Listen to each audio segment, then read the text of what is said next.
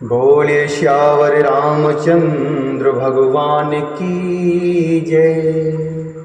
महर्षि वाल्मीकि भगवान की जय। श्री हनुमान जी महाराज की जय।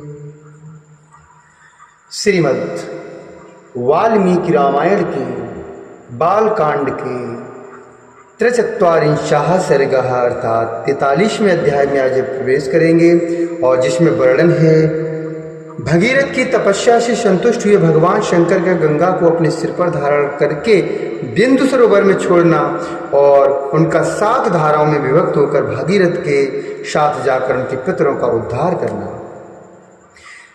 विश्वामित्र जी बोले, हे श्री राम, देव देवुगते तस्मन् शो अंगुष्ठाग्रनिपीडितां कृत्वा वसुमतीं राम वत्सरं समुपाशत। कृत्वा वसुमतीं राम वत्सरं समुपाशत। अतिसंवत्सरे पूर्णे सर्वलोकनमस्कृतः उमापतिः पशुपति राजानमिदं ब्रवीत। राजानमिदं ब्रवीत। हे श्री राम, देवादिदेव ब्रह्मा जी के चले जाने पर राजा भगीरथ पृथ्वी पर केवल अंगूठे के अग्रभाग को टिकाए हुए खड़े होकर 1 वर्ष तक भगवान शंकर की उपासना में लगे रहे, उनकी तपस्या को करते रहे। वर्ष पूरा होने पर सर्वलोक वंदित उमा वल्लभ भगवान पशुपति ने प्रकट होकर राजा से इस प्रकार कहा, प्रीत इष्टियं नरश्रेष्ठ करिष्यामि तव प्रियं शिरसा धारयिष्यामि शैलराजसुतामहं शैलराजसुतामहं। भगवान प्रभु शंकर जी ने कहा, हे नरश्रेष्ठ, मैं तुम पर बहुत प्रसन्न हूँ, तुम्हारा प्रिय कार्य मैं अवश्य करूँगा। मैं गिरिराज कुमारी गंगा देवी को अपने मस्तक पर धारण करूँगा। हे श्री राम, शंकर जी की स्वीकृति मिल जाने पर विश्वामित्र जी ने कहा भगवान श्री राम जी से, हे श्री राम, शंकर जी की स्वीकृति मिल जाने पर हिमालय की ज्येष्ठ पुत्री गंगा जी, जिनके चरणों में सारा संसार मस्तक को झुकाता है, बहुत बड़ा रूप धारण करके अपने वेग को दुस्सह बनाकर आकाश से भगवान शंकर के शोभायमान मस्तक पर गिरी। उस समय परम दुर्धर गंगा देवी ने सोचा था कि मैं अपने प्रखर प्रभाव के साथ शंकर जी को लिए दिए पाताल में घुस जाऊंगी। उनके इस अहंकार को जानकर त्रिनेत्रधारी भगवान हरकुपित होकर उठे और उन्होंने उस समय गंगा को अदृश्य कर देने का विचार किया। पुण्य स्वरूपा गंगा भगवान रुद्र की पवित्र मस्तक पर गिरी। उनका वह मस्तक जटा मंडल रूपी गुफा से शोभित हिमालय के समान जान पड़ता था। उस पर गिरकर विशेष प्रयत्न करने पर भी किसी तरह वे पृथ्वी पर न जा सकते। भगवान शिव की जटा जाल में उलझ के किनारे आकर भी गंगा देवी वहां से निकलने का मार्ग नहीं पा सकी और बहुत वर्षों तक उस जटा जूट में ही भटकती रही। हे रघुनंदन राम, भगीरथ ने देखा गंगा जी भगवान शंकर की जटा मंडल में दृश्य हो गई हैं। तब वे पुनः वहां भारी तपस्या में लग गए। उस तपस्या द्वारा उन्होंने भगवान शिव को बहुत संतुष्ट कर दिया। तब महादेव जी ने गंगा जी को बिंदु सरोवर में ले जाकर छोड़ दिया। वहां छूटते ही उनकी 7 धाराएं हो गईं। हलादिनी पावनी चैव नलिनी च तथैव च तिस्रः प्राचीं दिशं जगमृगं गंगा शिवजला शुभा जगमुर्गंगा शिवजला शुभा। हलादिनी, पावनी और नलिनी, ये कल्याणमय जल से शोभित गंगा की 3 मंगलमयी धाराएं पूर्व दिशा की ओर चली गई। सुचक्षु, सीता और महानदी सिंधु, ये 3 शुभ धाराएं पश्चिम दिशा की ओर प्रभावित हुई। पश्चिम दिशा की ओर प्रवाहित हुई हैं। उनकी अपेक्षा जो 7वीं धारा थी वह महाराज भगीरथ के रथ के पीछे पीछे चलने लगी। महातेजस्वी राजश्री भगीरथ भी दिव्य रथ पर आरूढ़ होकर आगे आगे चले और गंगा उन्हीं के पथ का अनुसरण करने लगी। इस प्रकार वे आकाश से भगवान शंकर के मस्तक पर और वहां से इस पृथ्वी पर आई थी।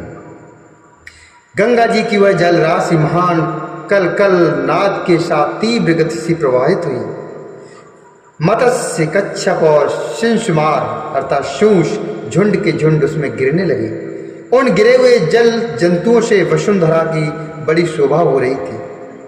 उन गिरे हुए जल जंतुओं से वसुंधरा की बड़ी शोभा हो रही थी। तदंतर देवता, ऋषि, गंधर्व और सिद्धिगढ़ नगर के समान आकार वाले विमानों, घोड़ों तथा गजराजों पर बैठकर आकाश से पृथ्वी पर गई हुई गंगा जी की शोभा निहारने लगे। देवता लोग आश्चर्यचकित होकर वहां खड़े थे। जगत में गंगा अवतरण के इस अद्भुत एवं उत्तम दृश्य को देखने की इच्छा से अमित तेजस्वी देवताओं का समूह वहां जुटा हुआ था। तीव्र गति से आते हुए देवताओं तथा उनके दिव्य आभूषणों के प्रकाश से वहां का मेघ रहित निर्मल आकाश इस तरह प्रकाशित हो रहा था मानो उसमें सैकड़ों सूर्य उदित हो गए। शिंशुमार, सर्प तथा चंचल मत्स्य समूह के उछलने से गंगा जी के जल से ऊपर का आकाश ऐसा जान पड़ता था मानो वह चंचल चपलाओं का प्रकाश सब ओर व्याप्त हो रहा हो। वायुवाद से सहस्त्रों टुकड़ों में बटे हुए फेन आकाश में सब ओर फैल रहे थे मानो शरद ऋतु के श्वेत बादल अथवा हंस उड़ रहे हो। गंगा जी की वह धारा कहीं तेज, कहीं टेढ़ी और कहीं चौड़ी होकर बहती थी। कहीं बिल्कुल नीचे की ओर गिरती और कहीं ऊंचे की ओर उठी हुई थी। कहीं समतल भूमि पर वह धीरे धीरे बहती थी। कहीं कहीं अपने ही जल से उसके जल में बारंबार टक्करें लगती रहती थी। गंगा का वह जल बार बार ऊंचे मार्ग पर उड़ता हुआ और पुनः नीचे भूमि पर गिरता था। आकाश से भगवान शंकर के मस्तक पर वह तथा वहां से फिर पृथ्वी पर गिरा हुआ वह निर्मल एवं पवित्र गंगा जल उस समय बड़ी शोभा पा रहा था। उस समय भूतल निवासी ऋषि और गंधर्व सोच करके भगवान शंकर के मस्तक से गिरा हुआ यह जल बहुत पवित्र है उसमें आचमन करने लगे। जो शाप भ्रष्ट होकर आकाश से पृथ्वी पर आ गए थे वे गंगा के जल में स्नान करके निष्पाप हो गए तथा उस जल से पाप धुल जाने के कारण पुनः शुभ पुण्य से संयुक्त होकर आकाश में पहुंचकर अपने लोकों को पा गए। उस प्रकाशमान जल के संपर्क से आनंदित हुए संपूर्ण जगत को सदा के लिए बड़ी प्रसन्नता हुई। सब लोग गंगा में स्नान करके पापहीन हो गए। हम पहले ही बता आए हैं कि राजसी महाराज भगीरथ दिव्य रथ पर आरूढ़ होकर आगे आगे चल रहे थे और गंगा जी उनके पीछे पीछे जा रही थी। हे श्री राम, उस समय समस्त देवता, ऋषि, दैत्य, दानव, राक्षस, गंधर्व, यक्ष, प्रवर, किन्नर, बड़े बड़े नाग, सर्प तथा अप्सरा ये सब लोग बड़ी प्रसन्नता के साथ राजा भगीरथ के रथ के पीछे गंगा जी के साथ साथ चल रहे थे। सब प्रकार के जल जंतु भी गंगा जी की उस जलराज के साथ आनंद के साथ जा रहे थे अर्थात आनंद के साथ जा रहे थे। जिस ओर राजा भगीरथ जाते उसी ओर समस्त पापों का नाश करने वाली शर्ताओं में श्रेष्ठ यशस्विनी गंगा भी जाती थी। उस समय मार्ग में अद्भुत पराक्रमी महामना राजा जनु यज्ञ कर रहे थे। गंगा जी अपने जल प्रभाव से उनके यज्ञ मंडप को बहा ले गए। हे रघुनंदन राम, राजा जनु इसे गंगा का गर्भ समझकर कुपित हो उठे। फिर तो उन्होंने गंगा जी को समस्त जल को पी लिया। उसके बाद उन्होंने गंगा जी को समस्त जल को पी लिया। ये संसार के लिए बड़ी अद्भुत बात हुई। तब देवता, गंधर्व तथा ऋषि अत्यंत विस्मित होकर पुरुष प्रवर महात्मा जन की स्तुति करने लगे। उन्होंने गंगा जी को उन महात्मा नरेश की कन्या बना दिया।